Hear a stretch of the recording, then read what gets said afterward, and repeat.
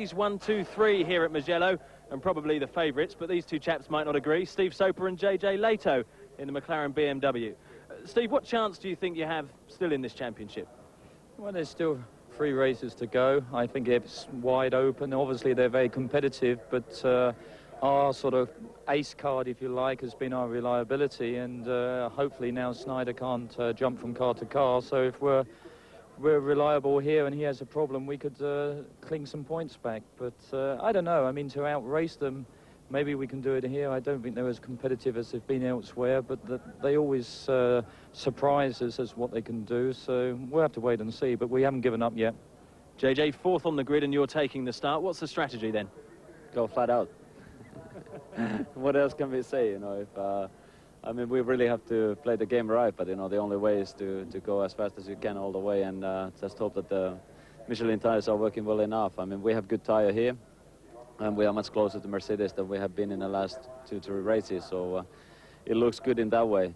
But, you know, it's 4 hours, and it's up to tires quite a lot on this circuit. This is very hard on front tires, and, you know, hopefully the tires and also the setup we have is good enough to be quick enough, you know.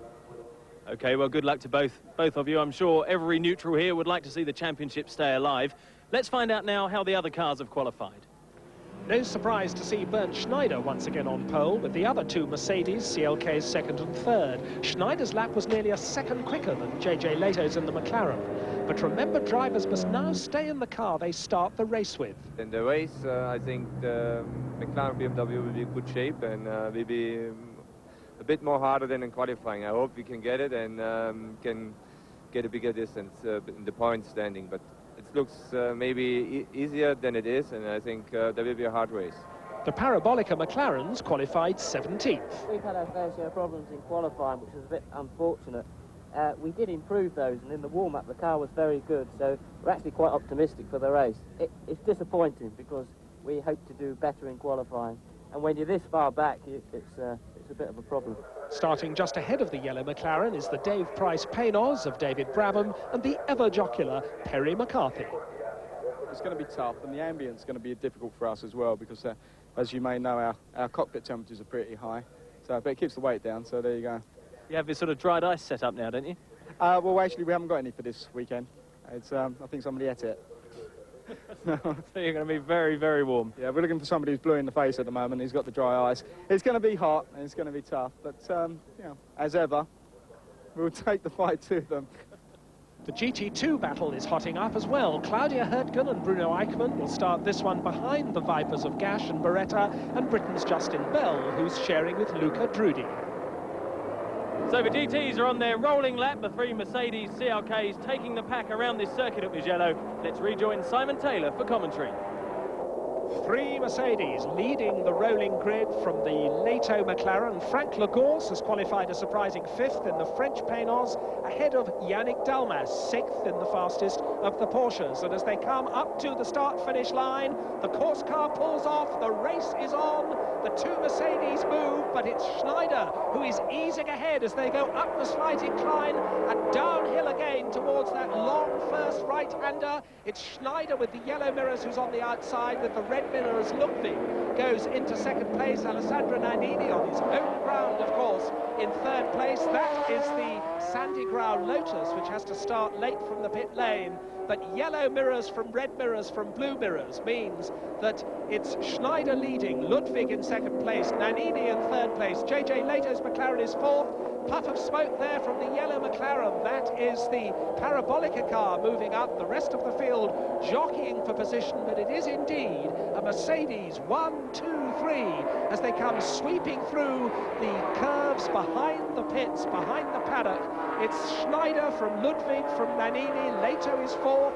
Frank Lagorce is in 5th place. It's Roberto Ravaglia 6th in the 2nd Schnitzer McLaren, and then Yannick Dalmas. Jan Lammers and the little yellow Lotus has started well once again. He's 8th, ahead of Boutsen, Bouchou, Collard, who is 11th, and Raffanel 12th. The GT1 Porsches showing in 7th, 9th, 10th and 11th places, so they're better placed at this early stage than they have been in several of the recent rounds, and a little run up the curb there for the normally scrupulously tidy Bernd Schneider, but he's obviously pushing on very hard, as he likes to do in this early stage, to try and build up a cushion from the pursuit. Schneider, Ludwig, Nannini, a glimpse there of the GT2 cars, which are being led at the moment by the Viper of Philippe Gache, ahead of the Bruno Eichmann Porsche, but there once more the Mercedes 1, 2, 3. The white McLaren with the red checkered stripe down the middle, that is JJ Leto in 4th place. Puffs of flame from the exhausts of the black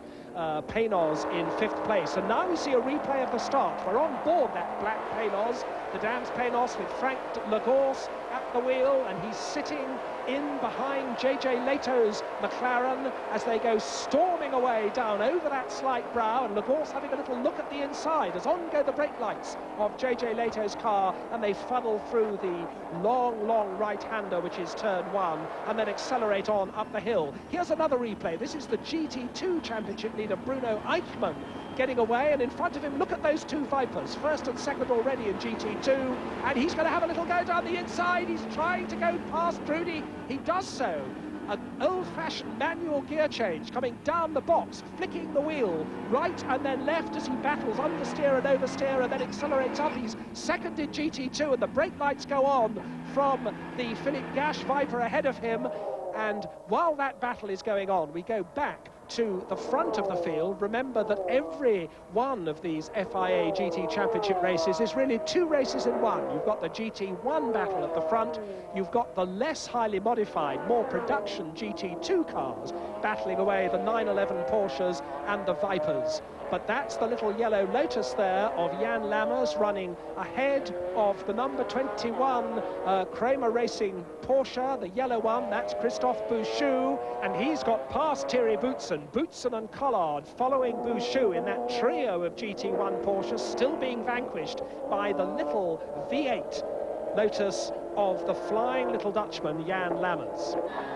And this is Luca Badoa coming into the pits very early in his Lotus, and I'm told, but I can't see it from here, that there's some bodywork damage on that car. He's weaving around at the wheel, and some sort of damage, obviously a bit of a traffic accident out there. 2 Vipers, 1 and 2.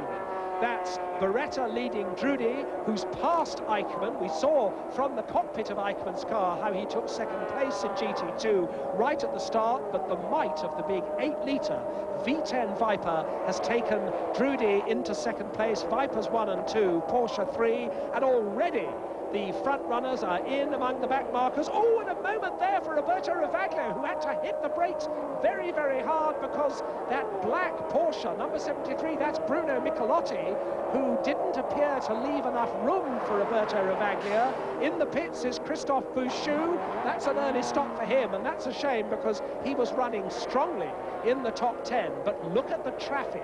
And this is an indication of how tight and twisty this Mugello circuit is, and it's going to be a feature of this race, I think, how quickly the big GT1 cars are going to find their ways past the GT2s. We're riding with the GT2, this is Luca Drudy, and Drudy is passed there by the yellow Parabolica McLaren of Gary Ailes, who goes by, working his way through the field, of course, but here's our leader, Bernd Schneider.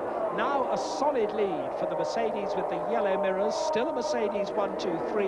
Yannick Dalmas, there he is, now ahead of the black Paynos and up into 5th place. And in 4th place, of course, is this McLaren. That's JJ Leto with a distinctive central driving position on these 3-seater McLarens, in theory anyway, when they're in road form.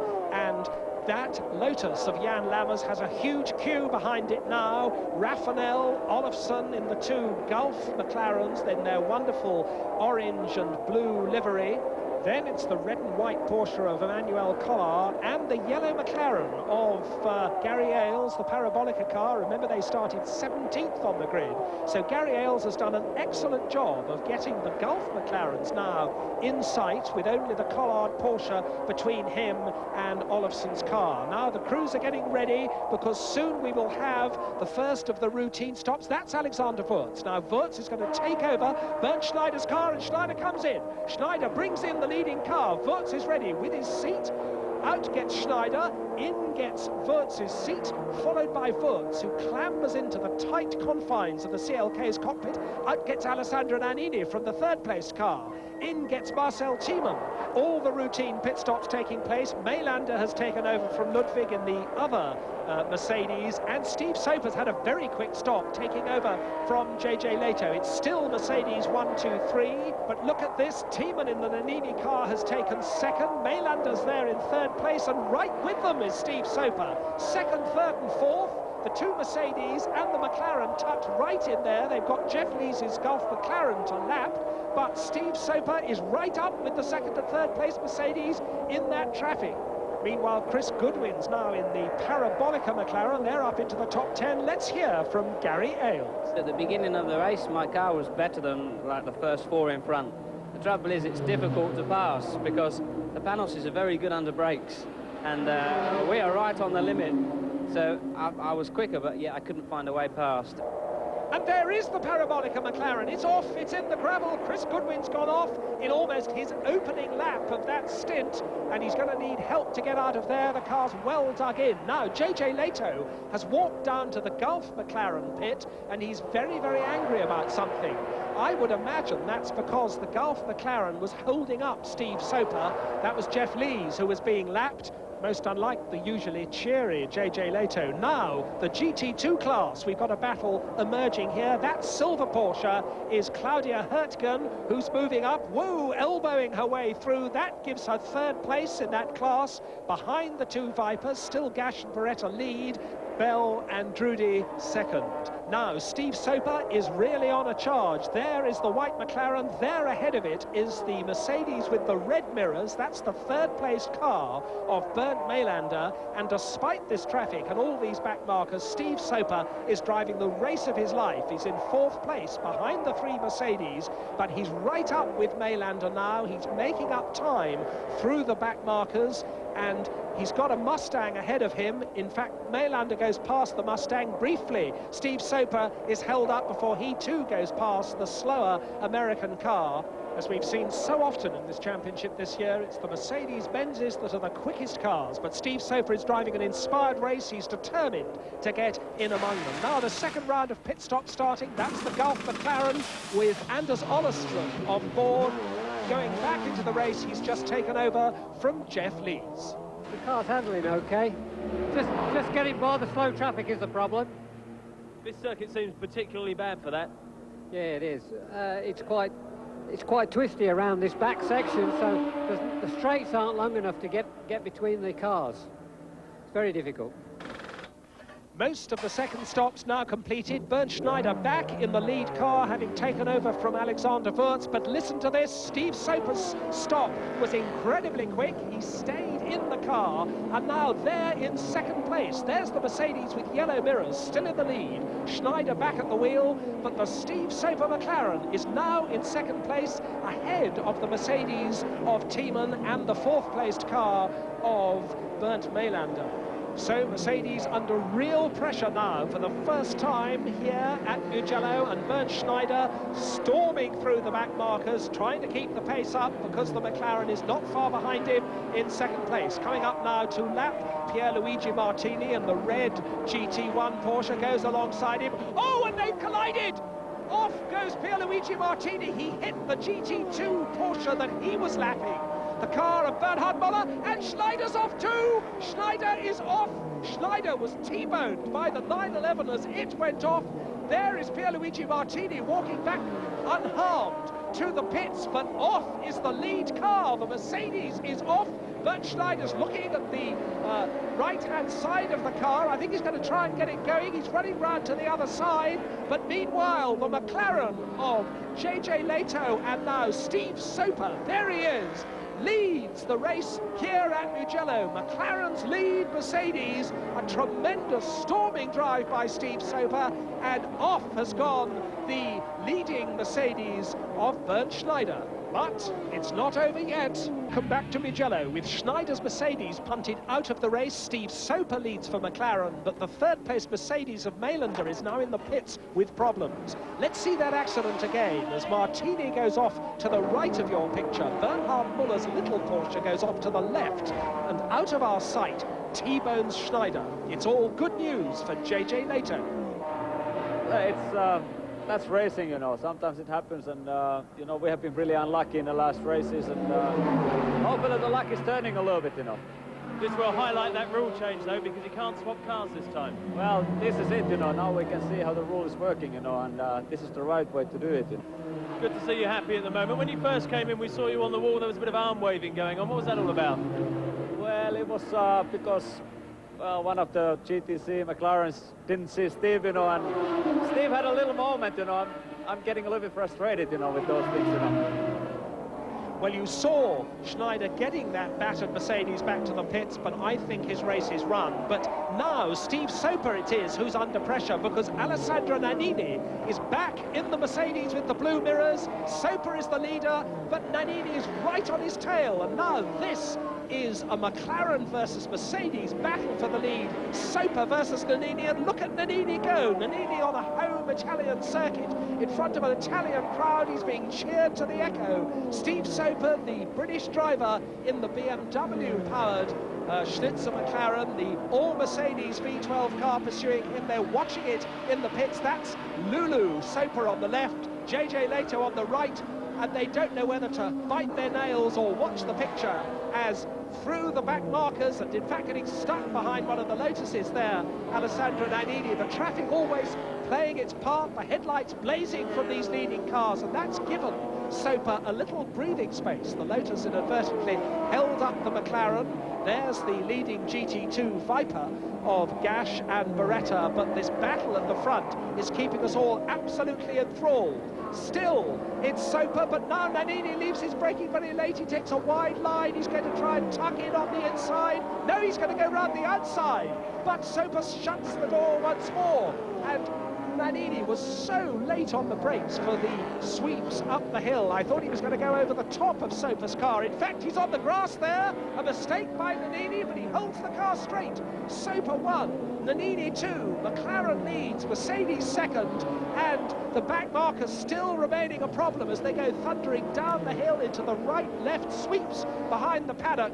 And still Steve Soper holds off Alessandro Nannini, two of the best drivers in endurance racing. Nannini, of course, a former Grand Prix star before he had that terrible injury in a helicopter accident. There you see him going over the curbs, the Mercedes bouncing across the grass, but he gets it back onto the circuit again. It hasn't even slowed him down. Now there are some back markers in front again, and these should be keeping out of the way, but they could be crucial. That little 911 keeps out of the way, and now Nannini almost tucked under the back of the McLaren as they go through the tight right-hander and then accelerate on. A twitch there from Nannini as he gets 650 horsepower going through the back wheels of that big silver Mercedes, and for a moment Soper eases away once more. Soper so smooth, so tidy. Nannini a little bit more untidy, but this Mercedes is a ferociously fast car. They're coming up behind one of the Lotuses once more. Headlights blazing from both McLaren and from Mercedes. Lulu doesn't know whether she should look or shut her eyes, and now Nannini is tucked in the slipstream as they come now down towards the some back markers there, and Soper goes one side, and round the outside goes Nannini. A fantastic manoeuvre. He left his braking so late, and Mercedes lead once more.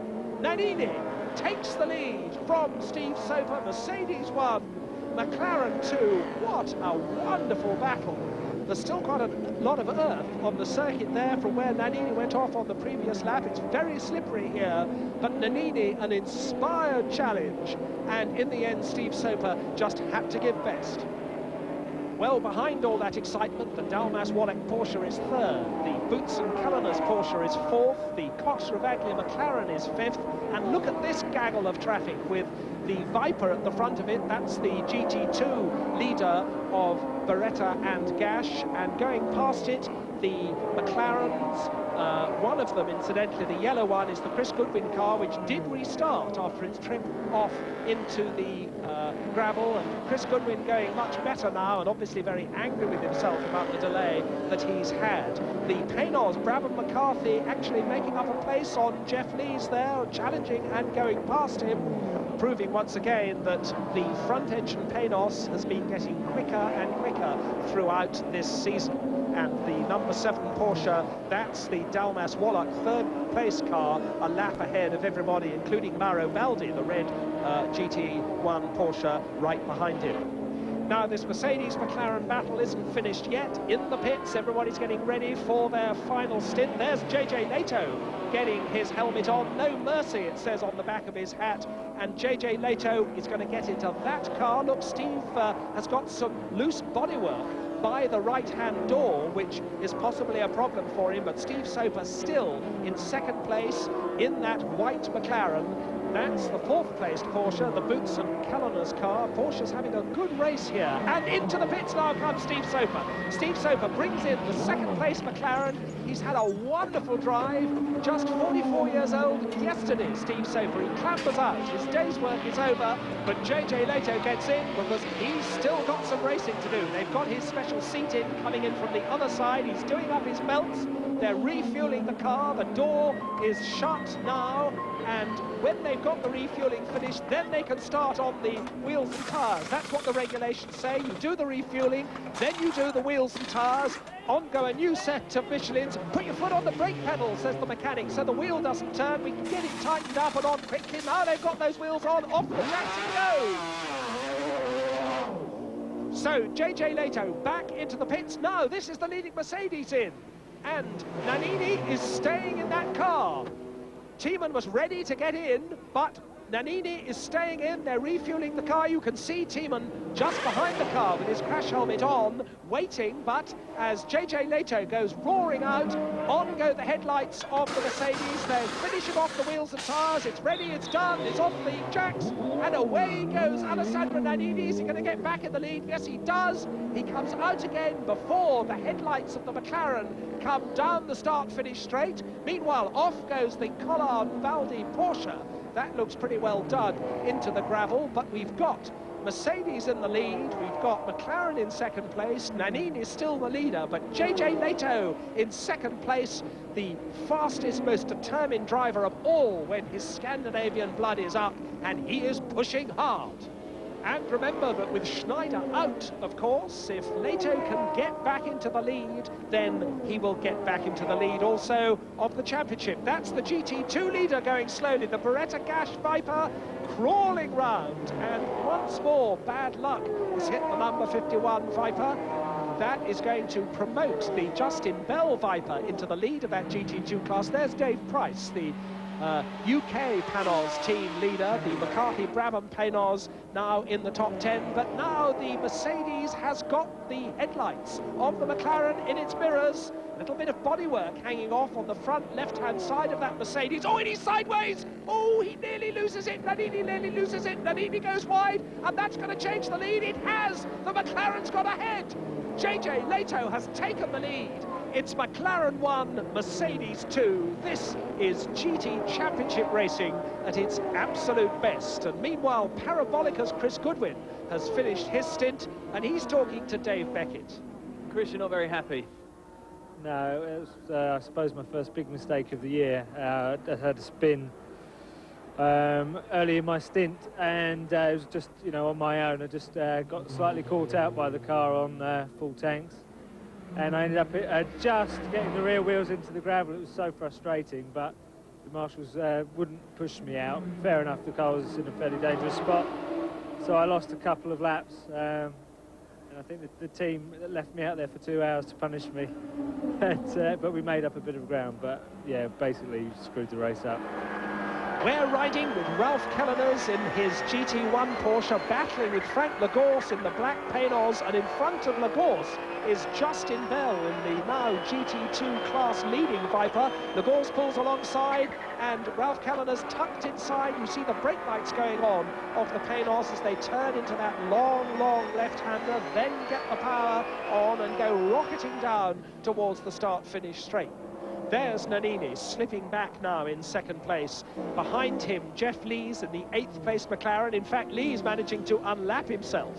Now, Bruno Eichmann in this silver Porsche, which he shares with Claudia Hurtgen. They're second in GT2 behind Justin Bell's Viper, but they're catching the Viper hand over fist. And in these closing stages, not only have we had a wonderful battle for the lead among the GT1 cars, but now we're about to have a GT2 battle too. That's Charlie Lamb, who manages the leading McLaren. There's Steve Soper watching JJ Lehto lead the race, the tension mounting in these closing stages as JJ Lehto continues to reel off the laps. There he is in this travel-stained McLaren, which has come up to the top from running 4th in the early stages. JJ and Steve have done a magnificent job of getting this McLaren back into the lead.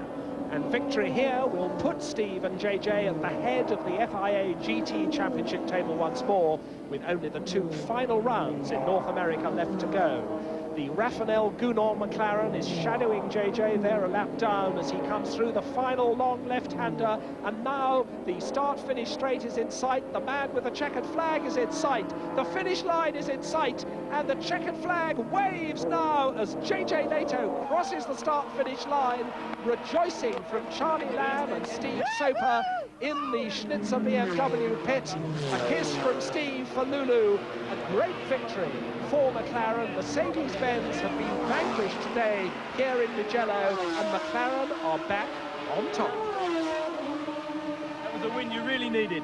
Yeah, it's always nice to win, but we've opened our chances again for the championship, so we now come away with 7 points, 2 races to go. Anything's possible. There must have been a time when you thought Mercedes were just going to keep getting ahead now. Well, you always need a bit of luck in motor racing, and I mean, they showed the sportiness, and Snyder couldn't jump into another car today. So I think we did a good job. Team, tyres, well done, Steve. Drivers. I think the whole package worked very well today. Alessandro Nannini comes home second for Mercedes, but here's Bruno Eichmann's Porsche weaving about because that car is running out of petrol. There are some fast cars coming up behind, and he weaves across very dangerously and crosses the line finally second for GT2. So the luck this time with Lehto and Soper. Mercedes forced into second, Dalmas and Wallach in third. Not such a good day for Parabolica, out of the points after Goodwin's spin. I just went out and enjoyed myself. From 13th, you can't do anything, so just thought I'd have a bit of fun. So no, it's great. It's good. Disappointment for Chris. Will you have a word with him now to cheer him up? Yeah, I feel sorry for the boy because we're all under a lot of pressure, you know, and it's so easy to make a mistake, and we've all done it. So it doesn't worry me. I've done it before, so no, he'll be fine. We'll have a few beers tonight and he'll be fine. Of course, this man here, Jeff Lees, just edged you out. Jeff, you must be happy with your day's work. Yeah, not so bad. I think we started 16th on the grid, so to finish 8th is not so bad. We were flying to begin with, absolutely flying, but then the tyres went away, and then we had an engine problem, so it's a question of nursing the old girl back home. But that was a tough race, I tell you, physically very demanding. We've all felt it in a big way, you know. What is it about this circuit then that makes it such a struggle? I think it's the corners. In GT2, Justin Bell's win means he's now just 1 point behind Hurtgen and Eichmann with 2 races to go. We really had to work for that one. That was, I mean, it was a little unfortunate for obviously Olivier and Philippe that the 51 car had a problem. We still don't know what that was, but we were working our butts off to get ourselves in the position that we could win. And I tell you, with that Porsche catching us up at the end, I had no brakes, so I was having to balance my time with a lot of discipline, and oh, it was fantastic. But it's the battle between Mercedes and McLaren BMW for the GT1 title that's really come to life.